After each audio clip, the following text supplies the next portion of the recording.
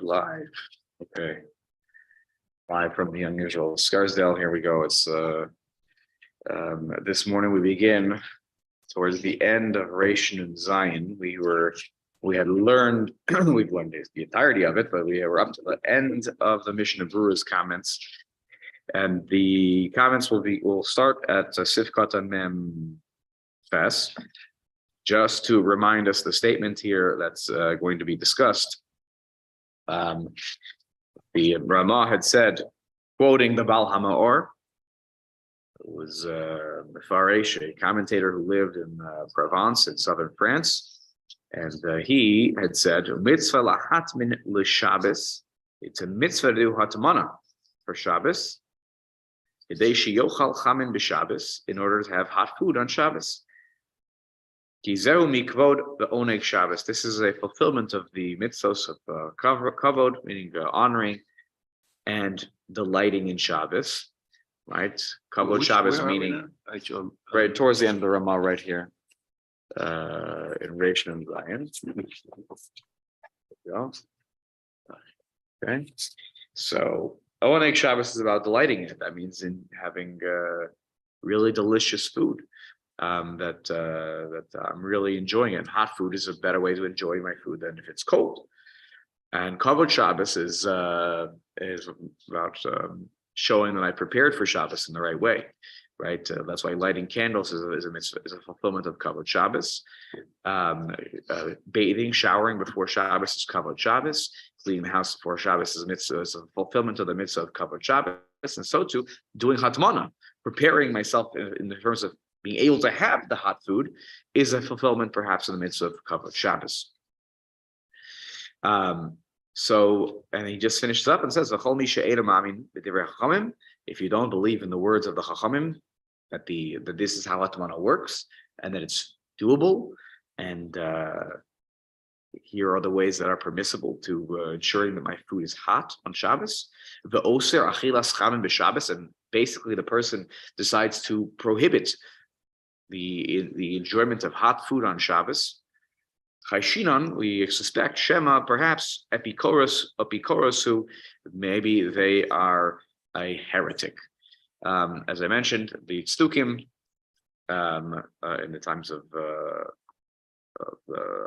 Chazal were their drasha was the lo sevaru eish b'chol moshosechem. You could not have a fire burning in your dwelling place.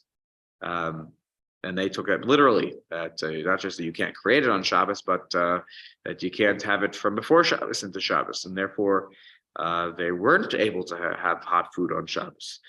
And then that drasha, I think, carried forward. And the Karaites had the drasha as well, that you're not allowed to have a fire in your home on Shabbos. And therefore, they sat in the dark on Friday night. And they also did not have hot food.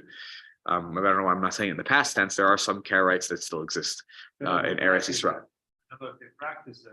They don't practice this particular. Oh, you don't know. I don't know. Steve, didn't you guys in Israel visit with some Karaites at some point in your shul mission at some point? Yeah, we did, and I think you're correct that they still sit in the dark. Still sit in the dark. Ad hayom hazeh. No electricity, nothing. The Karaites, the drasha is lo savar reish b'chol mosh mosechem, and they take it very literal.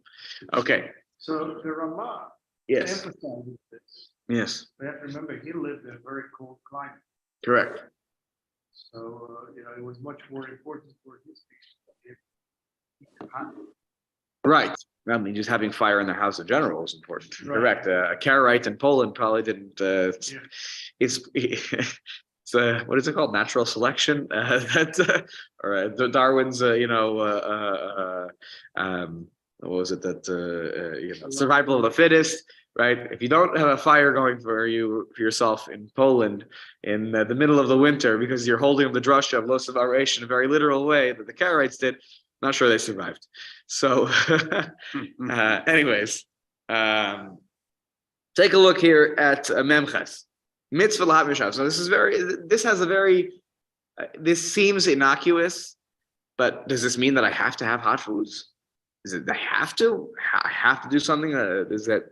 Or is this is somebody who's kanai against it? Like, no, I don't. I do hot foods because the laws are too complicated. Whatever it is. But that would be that doesn't seem to fit here. It sounds like a person. Whatever. Let's read the Mishnah Berurah here. How do we take this? Umitzvah lahatmin l'Shabbos memches.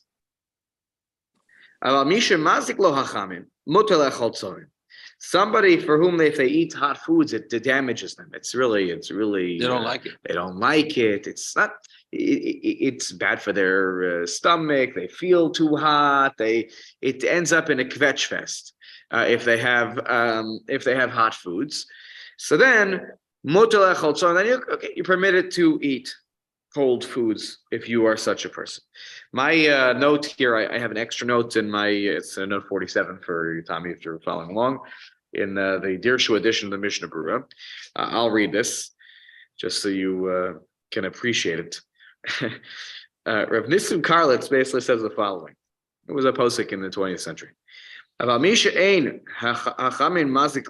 the hot food doesn't damage you, meaning it doesn't hurt you, doesn't make you feel sick, doesn't make you feel a certain way physically. I don't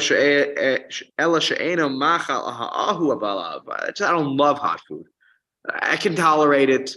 It's not my favorite, but I can tolerate it. So then, like for example, it's in the summer, I'm schwitzing, it's hot, I don't want to. Right? If you live in a place where it's very hot. So that's I go Rav Nissim Karlitz.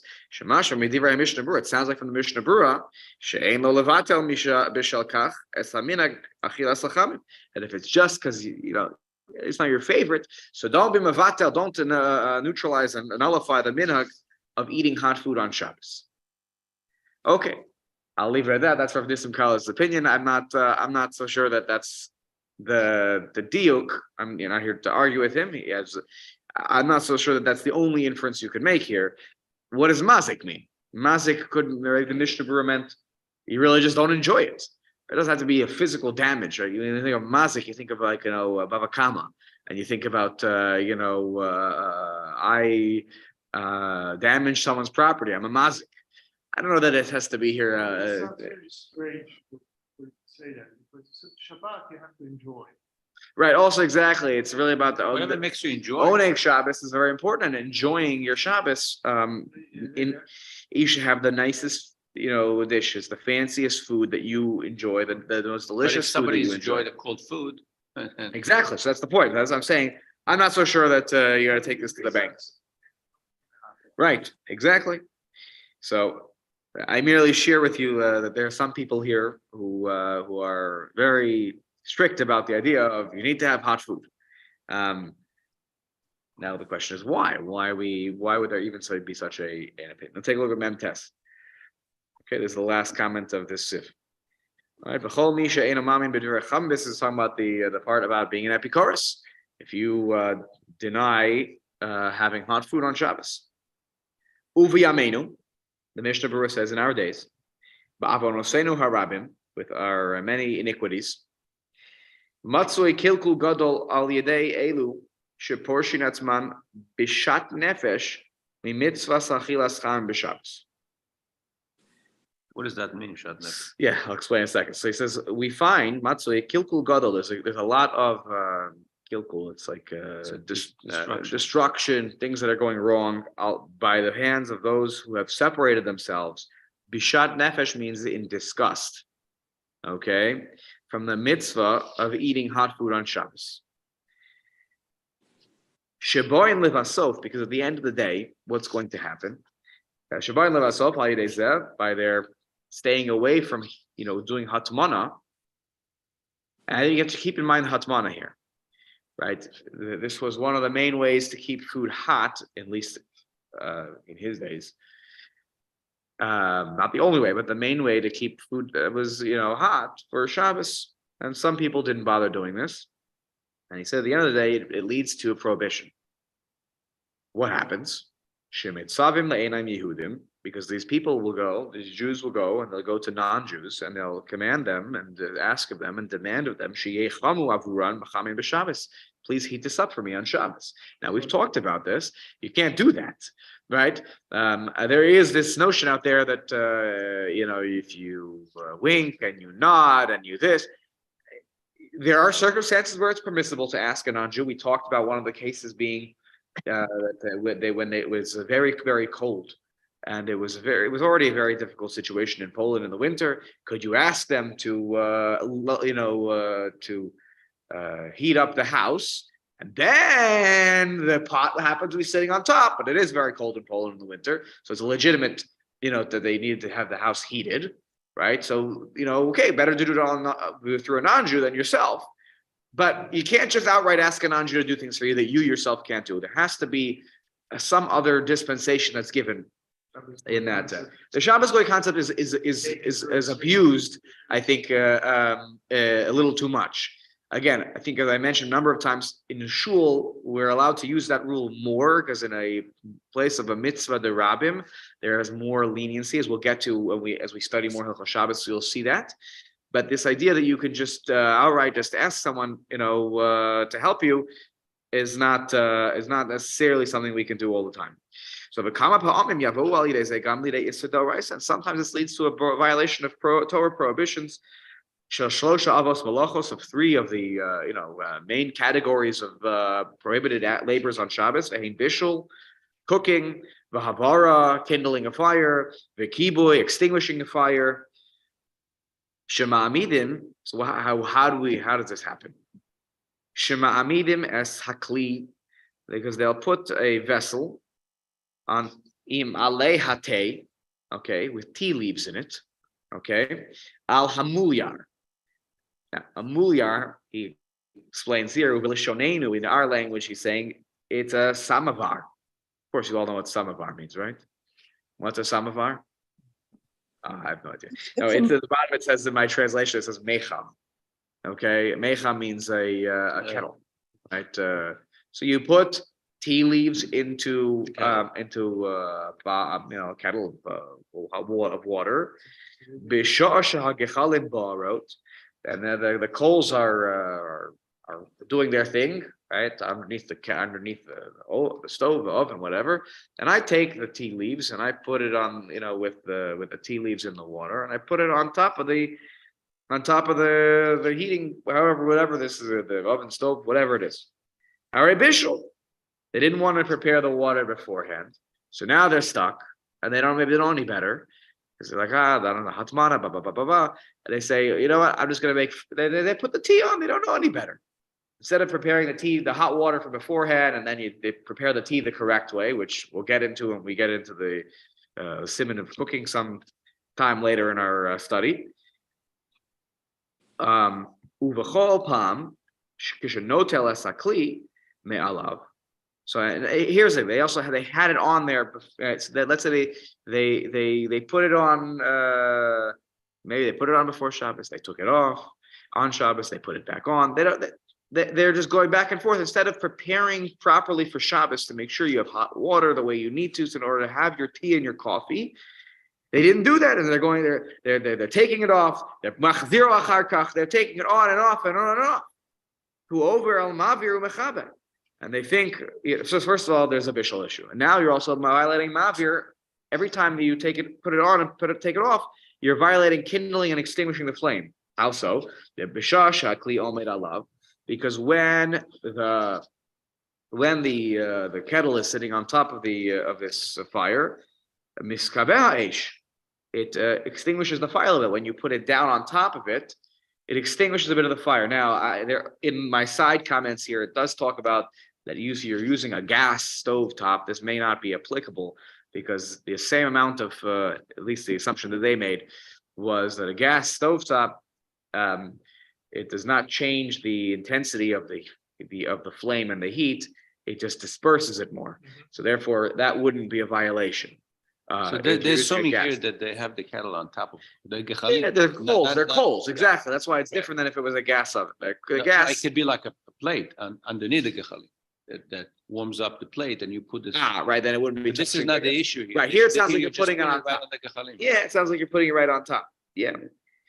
Again, you didn't prepare so much beforehand, so you have here, I don't know, this is your coals that are being used to heat up, in the fireplace. I have no idea exactly where the coals are here, and I'm not exactly sure the situation. Again, and this probably makes a lot of sense to somebody who lives in the time of, the Chafetz Chaim. What he's describing to me sounds very foreign, right? It sounds like you're putting it directly on the fire, like literally on the coals. Right. Otherwise, mechaber mavir is not Not an really issue, not right? really an issue. The bishul may still be an issue, but not this one. Okay. He says here, because when you put it on top, it extinguishes the flame just a little bit. It makes the flame a little lower for a moment. The miktsas, right? A little bit. Of a hasira, when you take it off, misbarim agachom, then the flame comes up a little bit and it catches more. The coals catch fire a little bit more. Okay. Va'ose came amazing. If you do this with full intention and knowledge of what you're doing is wrong, who pasul le'edus, you are no longer valid for testimony. This is a very innocuous line, but actually very important.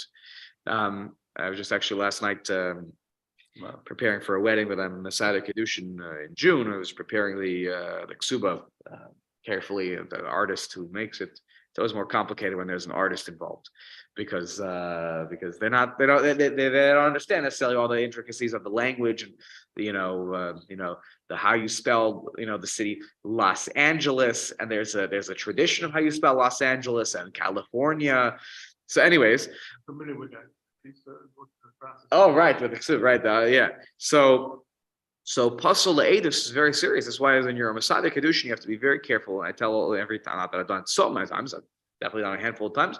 I tell the couple, please make sure that when you're selecting witnesses for the ksuba, for Kedushin, for Yichud, you need to make sure that they are Shomer Torah mitzvah. So we all make mistakes, but you can't have someone who's a Machal Shabbos being the aid, because by Talmudic law, right, they're pasul le'edus. They are invalid for testimony, and one can come back later on and question if there were certain people who were witnesses to the Kiddushin, and they were not valid witnesses, whether or not there was a valid marriage at the beginning. So very important to always select people who are Shomer Torah mitzvos. Again, we all make mistakes. It's not to say that we can't violate Isurim and still be, called for testimony, but that's very important to keep in mind. And in addition to Torah, someone who acknowledges that they're doing is wrong by violating Torah law, cannot take an oath by Torah law, right? Okay, here comes a little more spiritual stuff. And they're cutting off their place from the Eretz Achayim. That's Olam Haba, okay, the land of the living. It's what do we call that? Lashon Sagi Nahor. Yes. How many people do you have? 8, I think. Okay. No. We can sit in the back. I'll just go in for, You go every minutes. yeah, this ain't Kaddish, right? Yeah, Do you have any more who are on the way, Barry? I'll go with them. If you want. Day before. Okay. Are you up to Kaddish? Yeah. Okay. I'll wait. We'll pause. We'll do Kaddish, and then let's look at his Zimmer. We'll come back here. They can be. Barry, 1 second. Let's see. Oh, we got one.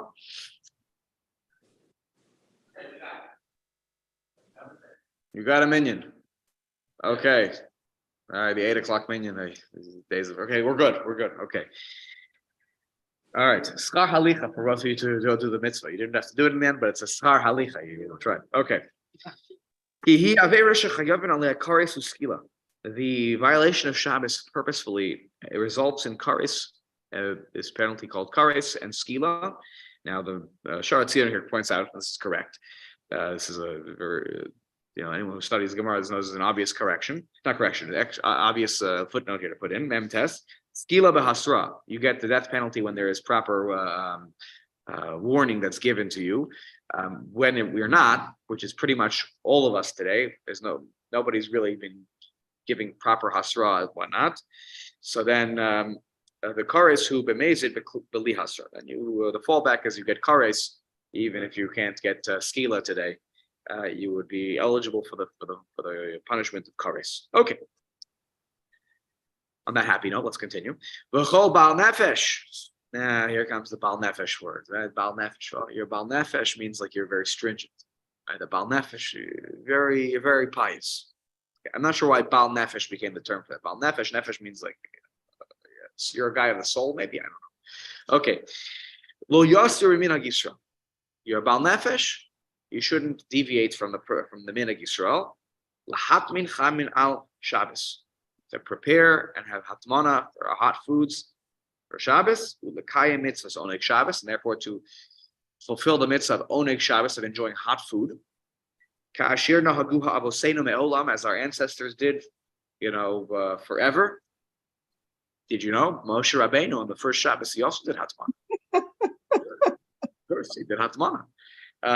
Anyways, the shomer mitzvah, and I always forget this phrase in full. Shomer mitzvah. If you keep mitzvos, you won't lo yavo aleh davara, something like that is the pasuk in Tanakh. What is it? The translation says in parentheses, no misfortune. Right, no bad things will happen to you. So if you keep mitzvos, no bad things will happen to you. We all know that always happens. V'zeh l'shon.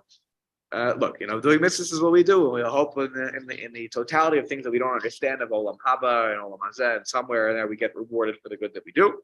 Nevertheless, here comes the quote now. He says, "V'zeh l'shon Baal Hamor b'Perek Kira." This is what the Baal Hamor says in chapter 3 of Shabbos, which is called Perek Kira. Right, it's named after the oven. Kol mi she'eina ochel chamim. If you don't eat hot foods on Shabbos, if you don't eat hot foods on Shabbos, it doesn't say how you get the hot.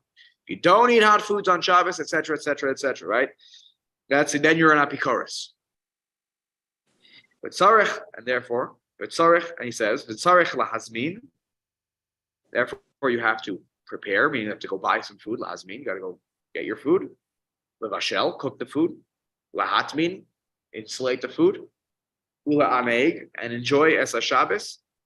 And everyone will get a kick out of this one. Ula hashmin, you should become fat. Okay. Shabbos, the calories don't count. There's the source right here. Go for it. Go nuts. Right. Exactly. Probably he's also referring to having fatty foods, meats that are, again, fatty meats that are, they taste good. They taste good. That's why that's the challenge. Okay. Yeah. What does he say? It's a specific allusion to a sheep's tail, which is very fat in Shabbat.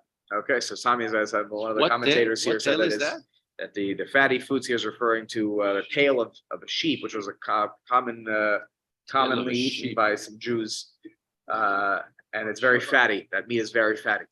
And it says the other reason explains that the Karaites would never partake of sheep's tail. Since it's considered non-kosher fat. They're saying the Karaites thought it was a treif, that part of it. That sounds like something that the Jews would do, because if the Karaites said it wasn't okay, that they would go out of their way and do things like that. That's very possible. And that's exactly what it said. Yeah. How do you come out to the tail is not kosher if the actual sheep is kosher? The animal. The Karaites. That's if you look at they don't have Torah Shabbat prayer. They might read something a certain way. Yeah, that's I'm not holding in their drushes. Anyways, so you'll enjoy the Shabbos. You should become fat, and hu ma'amin. This is the believer, right? That's a shach to the Karaites, right?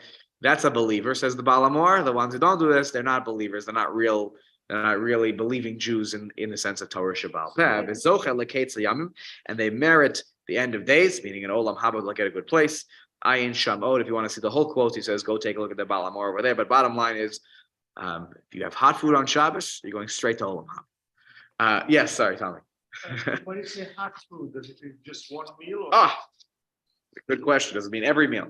I would think that any hot food on any of the meals should probably be enough to sufficiently make you not a Karen.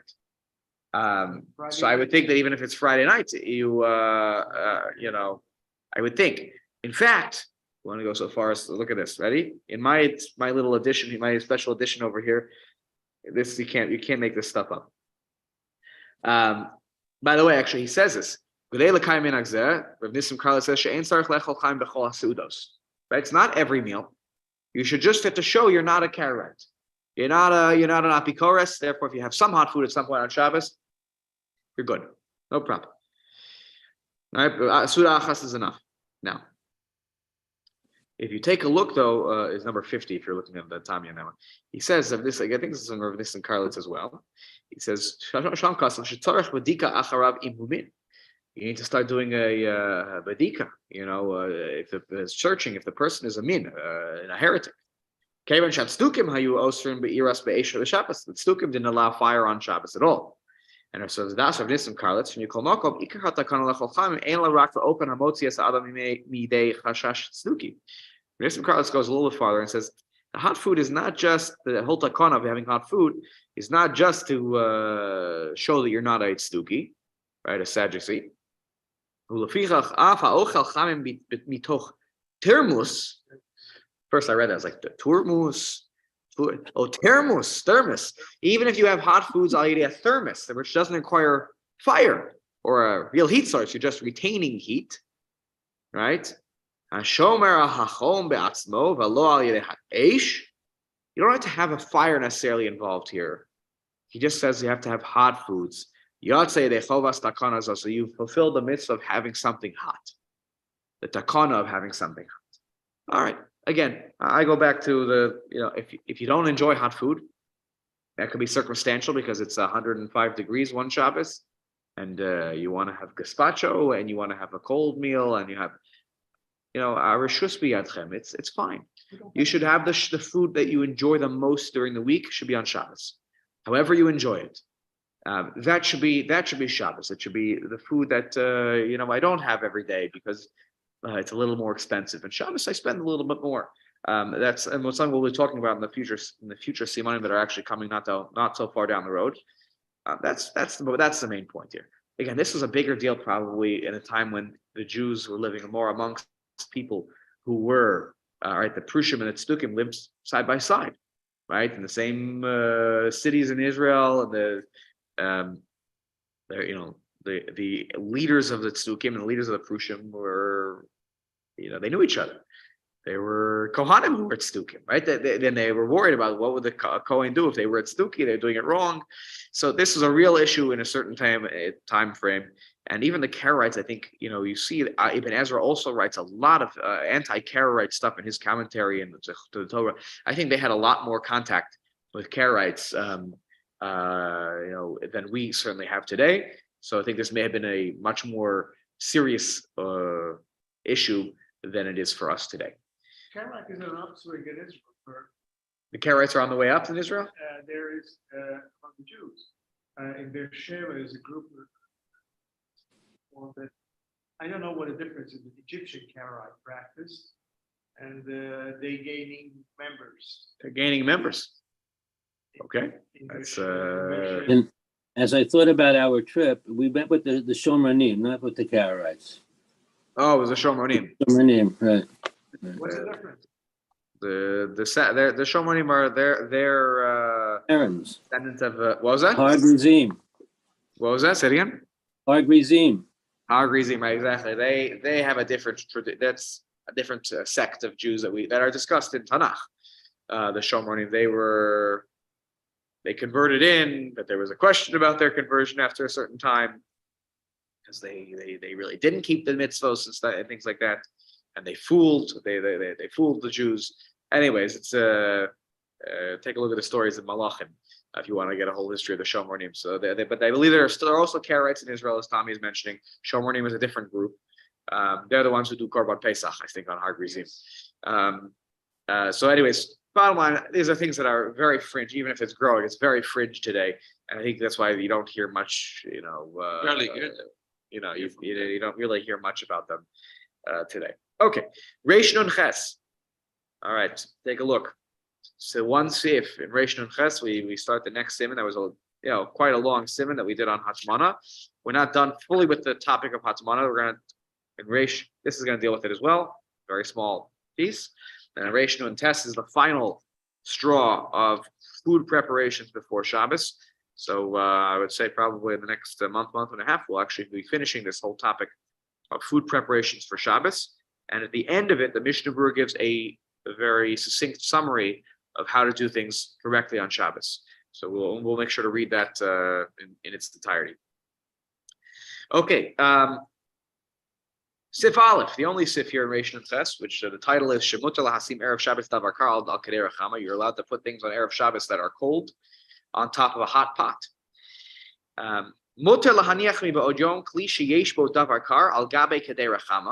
It is permissible to place on Friday afternoon a vessel which contains in it a cold food on top of a hot pot.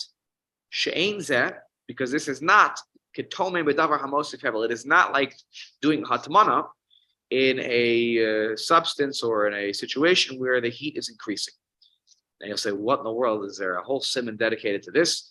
It doesn't even make any sense. It doesn't sound like hatmana. It sounds like I put something cold on top of something hot.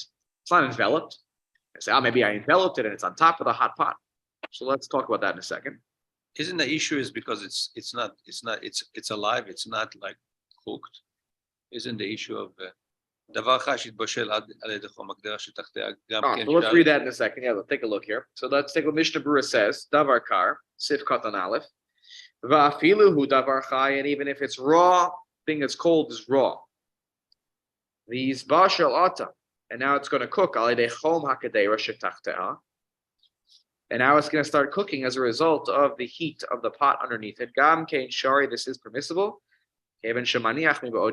Since it is done on Friday afternoon. Okay. That's not surprising. You're allowed to cook things as long as it's raw right before Shabbos. Or if it's kamachal ben drusai, you're allowed to have it cooking from before Shabbos. So what's the chiddush here? My gut tells me, by the way, that the chiddush of this line is vapilu davar chai. And since there's no fire here, right? It's on top of a hot pot. There is no fire that is happening here. That perhaps the continuation of this cooking is permissible altogether. How is it hot pot if there's no fire there? It was just on the fire. It was think about like you made a chicken soup, and you made a chicken soup, and now I turned it off 10 minutes before Shabbos. Oh, the pot is I wouldn't touch it with your hands, right? And let's say you have a flat pot cover. Right, so that way you can put something on top of it. Such pot covers exist. You put a flat pot cover, and you put something on top of it. At the end of the day, there's a problem here, which is that it's not really gonna cook that much. Meaning it'll cook a little, it'll drop a little bit something. So, anyways, let's take a look here. Sif bays, sif katan bays. Shein zekatomen b'chula. This is not like hatmana. So first of all, it doesn't even sound like hatmana in the first place. Why would I think it's not hatmana when it's clearly not hatmana? So he says he has to clarify. Wrote Salomar. This is what the Shulchan Aruch meant to say. This is what he meant to say. Filu kisa, and this is what that's what the Gemara meant. Okay, this is from the Gemara. Filu kisa az hakli v'hakadera bebegodim. So you cover the kli with the cold food on top of it. Where do you read it now? From which page? Sif katan base. It's at the bottom. I think it's the last line of the Mishnah Berurah on the page. Okay, the Mishnah Berurah, not the Sharatzion, the Mishnah Berurah. See this right here, this line. Oh, okay. Okay. Okay, so even if you cover the the kli and the kedera in clothing, so let's say you envelop this whole situation, the pot underneath and the cold one on top. So now you envelop the whole thing in a towel, whatever, something like that. Ubevada, and it's okay. Ubevada nitosaf home al hadavar kar al yedei kedera. For sure, the cold thing is going to get hot, hotter than it is now for sure, because of the chicken soup pot, my example, that was just turned off, and now I'm doing hatmana on it, and this cold thing on top of it. So the thing that's cold is going to get warmer. Afilu haches shari, that is permissible. But you say, what do you mean? That does sound like hatmana. I have a hot thing underneath. I've enveloped the cold thing on top of it. It sounds like it's hatmana b'davar hamosif heva. This thing is increasing the heat of the cold thing on top. Yeah, but there's no fire underneath. So- Exactly. So that's the difference here. The lo chashiv. Okay, we'll get there in a second. And I said, why is it permissible? The lo chashiv hakader kegefes. It's because it's not like the peat, P-E-A-T, the olive scraps, the domela, and things that are like that. Hamosifim hevel, which increase heat. Because the hasam in those cases, who mosif hevel mechamasatzno, those are increasing heat because of of themselves as a heat source. So they whether it's the again the composting that's happening there, or if they're coals or ashes or whatever, that's different. About la kadera ain't la hevel me'atzma. The kadera is just hot because it was heated up before. It's not hot because of some property of itself that it will continue to be hot. The other Rav, on the contrary, kol shah, as the time goes on, huma misma'et v'holich. The heat will decrease as the time goes on. It may take some time. You can get a pot very hot. It might take time, but it's not like it's increasing the heat or at least maintaining it. Ulahache shari, and that's why this is permissible, because this is not hatmana v'davar hamosif hevel. It's really ain't a mosif hevel. V'davka lahaniach hadavar kar miba ojom. So it's dafka to place this cold thing on Friday afternoon, miba ojom, before the day is over, right? Before it's the day of Shabbos. Aval lahanicho b'Shabbos, but to place it in this kind of situation on Shabbos. What's the rule? Let's see my Talmidim. What's the rule? Davar she'ena mosif hevel on Shabbos, hatmana on Shabbos. That's never allowed, right? Excellent. It's never allowed, even if it's ena mosif hevel. That's the gzeira. Never allowed to do hatmana on Shabbos. Never. Okay, and that's so it does that. So of course it's not allowed on Shabbos. Al kadera tachas hakisui bagadim she'alei sheyischamim osir. So that's what, even if it can't bring it to any kind of a real level of heat, can't bring it to the point of where it's hot enough that I might take my hand away. The b'Shabbos lo hitiru lahatmin etzatzonin. Ela kadesha tafik tzina. Now we did say that you're allowed to do hatmana on cold things, but only when it takes off the chill from the the refrigerator or the freezer. Atmana means totally enveloped. Enveloped. Right. That I'm allowed to do with cold things just to take the chill out, but to increase heat, no. So thank you for bringing this up. So I asked Rabbi Weider, I had a chance, I went back and forth with him on the ksuba that I was preparing. I had a question. It was an artist who had a decoration on the top, so like a pasuk at the top, and I was just I thought it was fine, and it was fine. I double checked with him that it was okay. It says like I need a little detail, little right at the top of the ksuba. So I said check about that, and I asked the same. Oh, I have a hatmana question for you. I'm learning hatmana with my yashir on during the weekdays. So I clarified. I said, what about the challah? Remember we talked some weeks ago. What about the challah? You put the challah. You want to warm the challah up for Shabbos day, so you put the challah in an aluminum foil. You put it on the warming tray, right? And it gets hot. So he says, this is a problem. So just read his answer that he wrote to me, just so I don't misquote him in any way, shape, or form. All right, hold on. Here is the. Never know how many emails you get overnight, so you got to start going down all the list. Okay, all right. So he wrote to me here.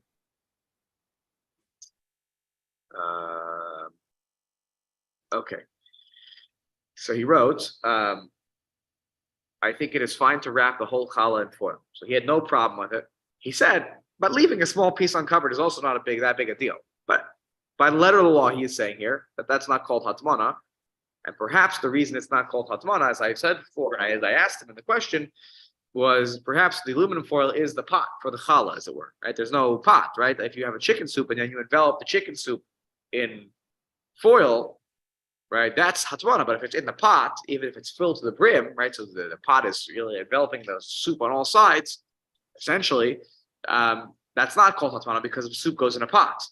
So I explained, what about the challah that goes to, you were to reheat or warm bread, you wouldn't just put it directly, maybe you would, you could for sure, but you want to distribute, you don't want it to be on top, directly, whatever.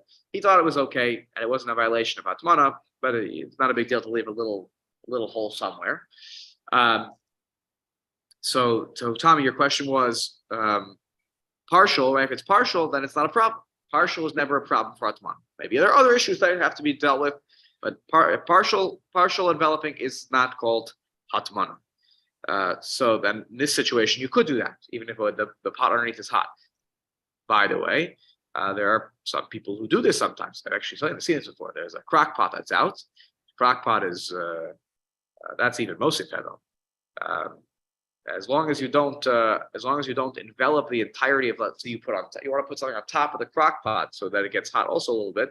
Just be careful not to cover the whole thing. You put a little potato kugel on top. Be careful not to envelop the potato kugel. Right? Does that make sense? Right? Because there's another hamosif hevel here, and now you're doing hatmana on top of it. That's a real issue. So if you're going to heat the potato kugel on top of it, just leave a part of it, unenveloped. Again, it could be in its pan with a cover, but then you can't take that with a towel on top of it all around it. Okay. Okay. Right? If it's creating this heat through the hatmana on Shabbos, that's not allowed. If the pot is not covered with clothing, no problem. It's like the crock pot example. Go ahead, put your cold kugel on there. Unless this is a separate problem. If it's a davar lach, meaning it's a liquid. Let's say you're trying to reheat soup on top of the crock pot. Imagining you have a flat crock pot cover. You can't do that if it's going to get to the point of yad saledesbo. Because why? As he points out here, go to Siman Shin Yud Ches Sif Vav. When you take a look at the Siman about cooking, which we'll get to in a year or two, we'll discuss when we get there that you cannot. We do hold of the principle yesh bishul achar bishul b'davar lach. There is cooking after cooking when it comes to a liquid. So if you have like a simple example, like a soup, you can't reheat the soup on top of the crock pot. As a means of trying to do that, trying to get yourself some soup at Shabbos lunch. You can't have soup at Shabbos lunch. You just have to be smart about it.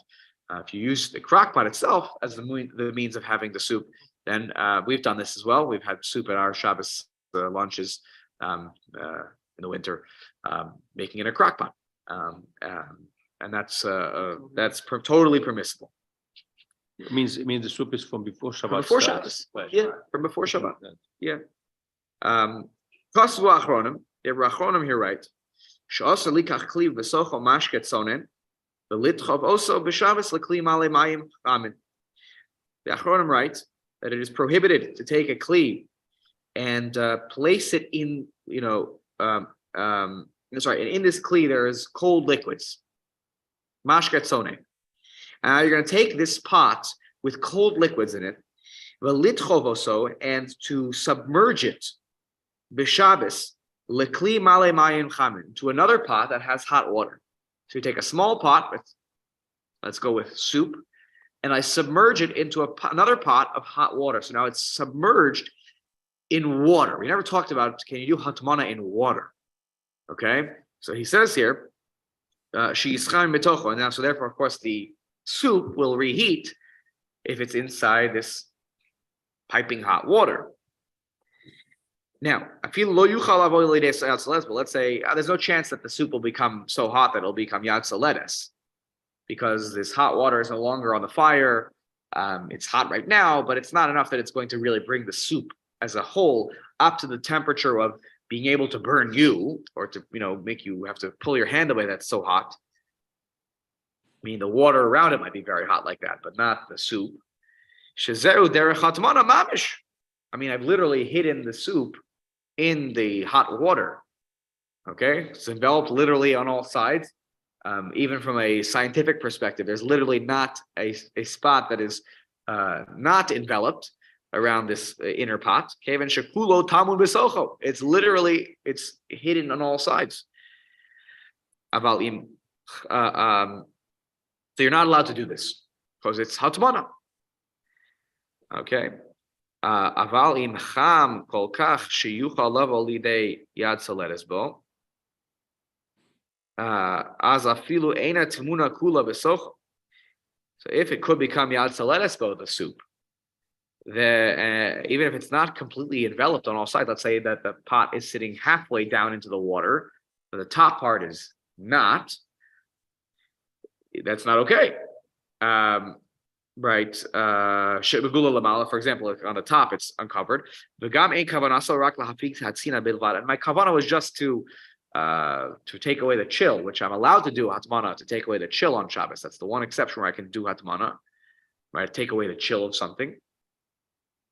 Afilu hache asur. Even so, it is prohibited.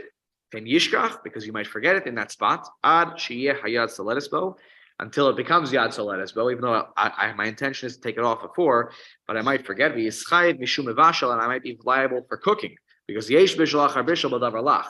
By a liquid, you can cook again, and so therefore you may violate a Torah prohibition.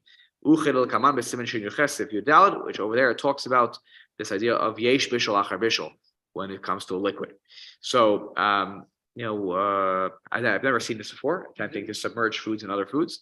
Does he assume that the liquid that you put it into is on a fire? No, because then, no, because then undoubtedly in that situation, you're cooking the water now. Right, that's in the first. That in the first part. It was before Shabbat. Even if it's so from before Shabbos. Because otherwise, it's impossible to become Yom Tzulet. Because you put a coating into the hot liquid, it will cool down that liquid. Right. May warm. Maybe it's a very small amount of liquid, and it's a large vat. Maybe you have a soup just turned off before Shabbos. Yeah, maybe you have a soup before Shabbat, turn it on in a crock pot, and you take more soup because there's not enough, and you're pouring it in to add more soup, so you have enough soup. Yeah, but it's cold, and now that becomes warm. Yeah. Sorry, what was I? Sorry, I missed the last part of that you said. So if you have a crock pot and you have, like you mentioned, you can do it before Shabbat, turn it on. Yeah. And you have enough soup for lunch and for dinner and for lunch. Now you see that you don't have enough for lunch. You take more soup from the refrigerator and putting it in the liquid to submerge it and make it warmer. Right. And have more. Right. So that's an issue.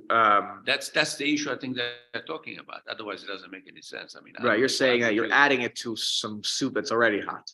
That you're trying to reheat a little bit so that you can put it into add some more so you have enough soup for lunch. Right. Yeah. So could that be the case they're talking about? I mean, perhaps I hear your point. I hear Tommy's point about how is it impossible to get at the lettuce boat if there's really not a fire there that's going on.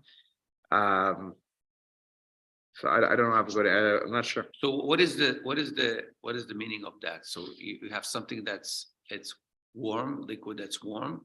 There's no fire underneath. Yeah. And then you just want to take more liquid and put it in there, and you're creating atmana. That's the issue. The issue here that's being described is taking the small pot and submerging it in water. That's hatmana. If it's surrounded by water on all sides, that's called hatmana. Warm water, and you're pouring liquid. Yeah, it's interesting. I'm not so sure it's just because it's hot water. It could be lukewarm water, right? That is hatmana. I've enveloped it. It's you could see it because it's water, but it's enveloped on all sides in the same way that a towel envelops something. So I think he's pointing out here that if you have no hatmana, but it's hot enough that it could get to yad saledesva, which by the way is not boiling. Just to point out, yad saledesva is not boiling water. Yad saledesva is enough that if you were to put your hand right above it, you would go right. Yeah. Which is not boiling, okay? Haraya, you ever turn on the shower and you turn it on a little bit too hot and you kind of like touches your skin, you go, kind of step back. It's not boiling water. It's not 212 degrees Fahrenheit. It's a much lower temperature than that. So I hear the challenge scientifically here of this case, but at least we understand the theory of it. All right, we're going to pause here. We finished Reish Nun Ches as well. So congratulations, we just finished the whole siman right then and there. We'll continue with the final siman about food preparations on Shabbos, and this is going to touch on it's going to combine the topic of hatmana and muktzah, because sometimes you might do hatmana in something that is muktzah. And how do we handle removing something from something that's muktzah removing the food on Shabbos, if you did Hatmana before Shabbos, from something that's muktzah. And will so in doing so, I will be forced to introduce certain categories of muktzah, and we're going to see that the word muktzah is not used properly the way it's used colloquially, and so we're going to learn the correct terms. Even though I also tell my kids that's muktzah, because I can't think of a better way to. What am I going to say? It's like, oh, that's a klisha malachto le'isr. You can't touch that. At least muktzah they've heard. So we'll have to be introduced to the concept of muktzah machmas chesron kis. Okay, certain things that are muktzah because they are. I don't want them to lose value. Something is so valuable to me that I would never use it in any other circumstance. And now I happen to do hatmana with this. Am I allowed? So usually I'm not allowed to move things that are muktzah because they're valuable, and I would never touch them. So when Shabbos enters, then I'm not allowed to move them. Some other categories of muktzah, you're going to see where we can move them. We can move them this way, that way. So what happens if I do hatmana in a substance or in some sort of item that is muktzah mechmas chesron kis? This is going to, so basically they're going to have the submerging of the merging of two halacha categories into one here. We're going to have to hatmana and doing some muktzah work at the same time. So we'll continue that next week, and after we finish that siman, we will be moving on to the laws about how to prepare for Hachnasa Shabbos, and we're going to we'll talk about Hadlakas Neiros Shabbos, the time for lighting candles, and we'll talk about then getting into the mitzvahs of the mitzvah of Kiddush, all the laws of Kiddush on Friday night, and again all the things that guide the laws of Tefillah on Shabbos. So it'll be a little bit lighter after this. It'll be still important, but not like what's going on here. I feel like my brain is exploding. We'll have a little bit of a break from the head exploding topics. All right, take care, everyone, and we'll continue again next week. Thank you. Thank you. Thank you.